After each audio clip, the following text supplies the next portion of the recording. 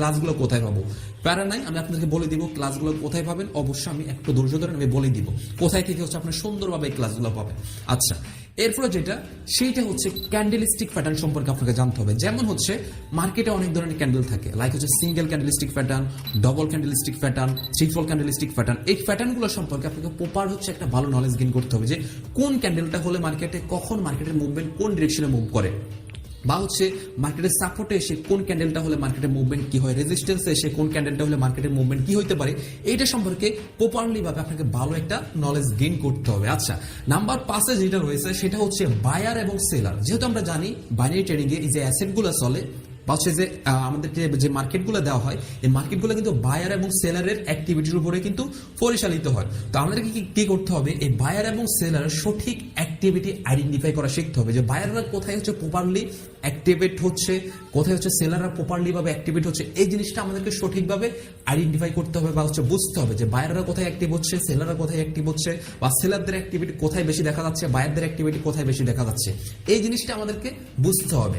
এরপরে হচ্ছে যে জিনিসটা বলবো সেটা হচ্ছে আসলে না হলেও হয়, যেটা হচ্ছে ইন্ডিকেটর। আপনাকে কয়েকটা বেস্ট ইন্ডিকেটর, বাইনারি ট্রেডিং এ অনেক ইন্ডিকেটর আছে, তার ভিতরে বেস্ট কয়েকটা ইন্ডিকেটর আছে। এই ইন্ডিকেটর সম্পর্কে আপনারা টুকিটাকে একটু ধারণা রাখবেন। কত হচ্ছে ইন্ডিকেটর থাকলে হয় কি, আপনি বাইনারি ট্রেডিং এ অ্যানালাইজ করা বা মার্কেটকে একটু অ্যানালাইজ করাটা আপনার জন্য সহজ হয়, বাট ইন্ডিকেটর না জানলে চলবে, তবে জেনে রাখলে ভালো, আপনার অ্যানালাইজ করতে একটু সহজ হবে।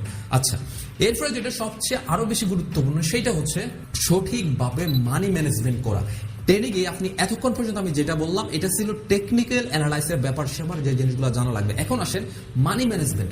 মানি ম্যানেজমেন্ট হচ্ছে আপনি কত ডলার ডিপোজিট করতেছেন, কত ডলার ডিপোজিট করলে আপনার একদিনে কত ডলার প্রফিট করা উচিত, বা কত ডলার করে ট্রেড করা উচিত, বা হচ্ছে বাইনারি ট্রেডিং আপনি কত ডলার ডিপোজিট করে আসা উচিত। এই যে একটা আপনার টাকার একটা ম্যানেজমেন্ট বা হচ্ছে আপনার অ্যামাউন্টের একটা ম্যানেজমেন্ট, এটাকেই বলা হয় হচ্ছে মানি ম্যানেজমেন্ট। তো আপনি কি করতে হবে, অবশ্যই প্রপার ওয়েতে এই মানি ম্যানেজমেন্টটা শিখতে হবে বা জানতে হবে যে মানি ম্যানেজমেন্টটা আপনি কিভাবে করবেন। এরপরে যেটা সেইটা হচ্ছে আপনার নিজের সাইকোলজি। অনেক অনেক গুরুত্বপূর্ণ জিনিস ট্রেনিং এ হচ্ছে নিজের সাইকোলজি এবং ইমোশনকে কন্ট্রোল করা শিখতে হবে। কজ হচ্ছে আপনি যদি মনে করেন যে আজকে অমুক ভাই এত ডলার ডিপোজিট করছে, এত হাজার টাকা ইনকাম করছে, এখন আপনারা স্বপ্ন হচ্ছে একদিনে এত হাজার টাকা ইনকাম করবেন, এটা কিন্তু হবে না। এটা হচ্ছে কি আপনার সাইকোলজিটা দুর্বল হয়ে গেছে, মানে আপনার সাইকোলজি ঠিক নাই, আপনার ভিতরে ওভার কনফিডেন্স কাজ করতেছে, তাহলে কিন্তু হবে না।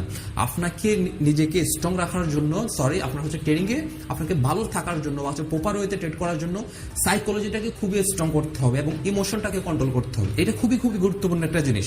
সাইকোলজি কিভাবে কন্ট্রোল করবেন, ইমোশন কিভাবে কন্ট্রোল করবেন, ওয়েট করবেন, আমি এগুলো কোথায় পাবেন আমি বলে দিচ্ছি, ঠিক আছে?